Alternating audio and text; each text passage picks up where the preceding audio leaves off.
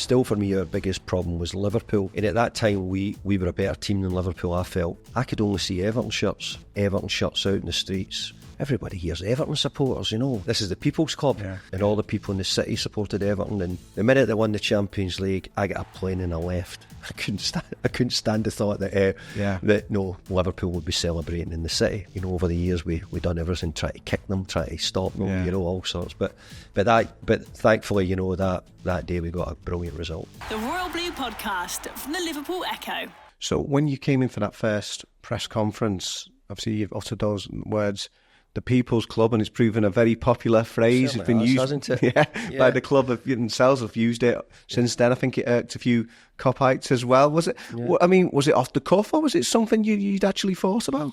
No, I get asked it all the time, and it was completely off the cuff. Yeah. But I'll tell you what I did do. I get picked up and get driven in for a rush press conference on the Thursday evening. And I remember I think we'd been off on the Wednesday at Preston, and actually I was in Preston with my wife, and there's people coming up to me, and Everton supporters coming up to me saying, "You taking the job?" And actually I couldn't see anything at the time, and I wasn't quite sure. I'm saying, my goodness, loads of Everton supporters. So then they'd confirmed that I was taking the job, and I was coming for the press conference on the Thursday night, and the big bit for me was driving in. It was a lovely evening. And I could see, it was a bit typical, reminded me of Glasgow a little bit, you know, kids were on the streets playing football. Yeah. I could only see Everton shirts, could only see all the kids, Everton shirts out in the streets. So that right away made me think, my goodness, everybody here's Everton supporters, you know, full Everton supporters. Yeah. And just because of the people who had approached me, and I don't know where it came from, it's certainly not in my greater knowledge to come up with a thought of saying this is the People's Club. Yeah. But it made me think that all the people supported Everton. Yeah. And all the people in the city supported Everton, and all the people I was talking to supported Everton. Yeah. And it just came out, the People's Club. That was showing that we were beginning to challenge those bigger clubs. Liverpool, Manchester United, we were beginning to challenge them. We were beginning to give the supporters, by the way, this is actually going in the right direction. Yeah. No, we're not saying that we were top, but we were getting better. But you know, I'm finishing off, and I don't know where you're going with your next questions, but the reason why I'm saying this is to say is, you know, we signed James Beattie at that time, I think, and I think Liverpool signed Morientes. Yeah. You know, we finished fourth. Liverpool went on to win the Champions League. So being at Everton was always a challenge because of Liverpool, Liverpool were a huge football club who were always, you know, we were trying to challenge them, you know, but what they could do is they did more money, they could do it, and even I remember Liverpool win the Champions League, and we were saying, what's going to happen to us with our place? The minute they won the Champions League, I got a plane and I left. I couldn't stand the thought that no, Liverpool would be celebrating in the city. Yeah. Because really, we had said it's such a good year. Yeah. You know what I mean? We had a great year, and remember us celebrating in the city the night before we went to Arsenal and lost heavily. Yeah. But the thought of it was that really that we were on the way, but Liverpool were not letting us get away with it. If you know what I mean, they were still there.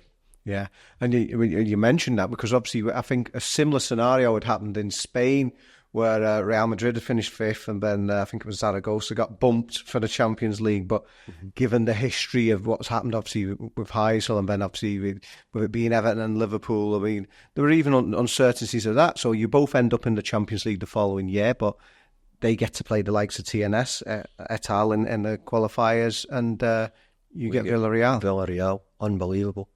Riquelme was just an unbelievable player, and Duncan has a header ruled out in the second game to take it to extra time. Late on, and I can remember the draw was getting made at the training ground, and remember it get drawn out. I could see Mikel putting his head in his hands when we pulled out Villarreal. And when I knew right away, you know, we were in for it. But no, the games were really tight. We were really close. Villarreal went on to the semi-final and only lost on penalties to Arsenal, I think to go to the final. You might need to check that, but I think that's right, yeah. I remember they got to the semis, So they got to the semis. So if you're looking at the quality of the team, would put us out narrowly. Yeah. And I think if we go back and see the goal today, we'd still say it doesn't look a free kick. Very early in that season, of course, the most emphatic victory over Liverpool, 3-0. I mean, it must have been an incredible day for all Evertonians. For us all, it was, because, look, let's be fair, we've rightly said, we're challenging against a club who were winning trophies and challenging, could spend with the best. Yeah, we weren't. We were the little boy down the end of the street trying to fight against everybody, and we were still doing that. So Andy Johnson getting a hat-trick, I think it was. That right? Yeah. A couple of goals from, I think Tim got the first one, and two from Andy, AJ. So that for us was, I think it was a moment to say, hey, by the way, we're on the map here. You know, and we've had 3 or 4 years now, but we're beginning to be in there. And I think it was always really tough to play against Liverpool. No, Steven Gerrard, Jamie Carragher were great players for their club. Yeah, great.